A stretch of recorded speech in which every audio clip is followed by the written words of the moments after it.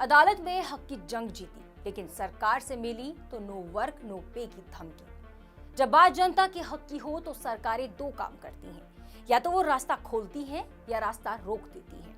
और उपनल कर्मियों के मामले में सुप्रीम कोर्ट ने तो रास्ता खोल दिया, पर सरकार ने एस्मा लगाकर उसी रास्ते पर बैरिकेड डाल दिया। नियमितीकरण की मांग को लेकर पिछले कई दिनों से हजारों उपनल कर्मी हड़ताल पर हैं। इस आंदोलन से सरकारी दफ्तरों में कामकाज की व्यवस्था चरमरा गई है। सरकार को जब कुछ नहीं सूझा तो एस्मा लगाकर हड़ताल का रास्ता ही बंद करने का फरमान जारी कर दिया।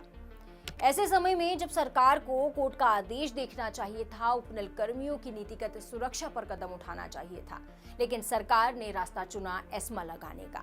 यानी एस्मा के तहत 6 महीने तक कोई हड़ताल नहीं, कोई प्रदर्शन नहीं, कोई आवाज नहीं, कोई विरोध नहीं। अगर कोई करता है तो सीधा कानूनी कार्रवाई। उपनल कर्मियों की आवाज को अनसुना करते हुए सरकार ने एक और फरमान जारी कर दिया, नो वर्क नो पे का फरमान। यानी जो उपनल कर्मी हड़ताल पर हैं, दफ्तर नहीं जा रहे हैं, उनका वेतन उनको नहीं मिलेगा। ऐसा नहीं है कि सरकार ने उपनल के मुद्दे पर चर्चा नहीं की।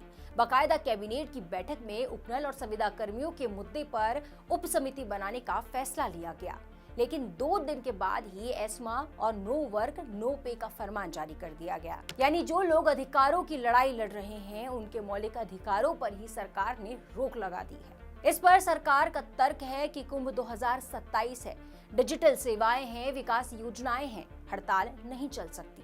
लेकिन सवाल उठता है, जब अदालत भी उनके पक्ष में फैसला दे चुकी है तो एस्मा लगाने से पहले समाधान क्यों नहीं? कानूनी मामला खत्म होने के बाद भी सरकार अधिकार देने की दिशा में कदम क्यों नहीं बढ़ा रही है? क्या एस्मा उपनल कर्मियों की आवाज दबाने का हथियार तो नहीं बन गया? बहरहाल इसकी परवाह किए बिना उपनल कर्मियों का आंदोलन जारी है, क्योंकि ये सिर्फ नौकरी का नहीं, अधिकारों का सवाल है।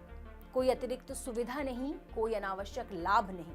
मांग सिर्फ इतनी सी है कि हाईकोर्ट का 2018 वाला आदेश लागू हो, चरणबद्ध नियमितीकरण हो और भविष्य सुरक्षित हो। पर सरकार कह रही है, मांग मत करो, प्रदर्शन मत करो, चुप रहो और काम करो। अब देखना यह होगा कि यह आंदोलन किस दिशा में जाता है।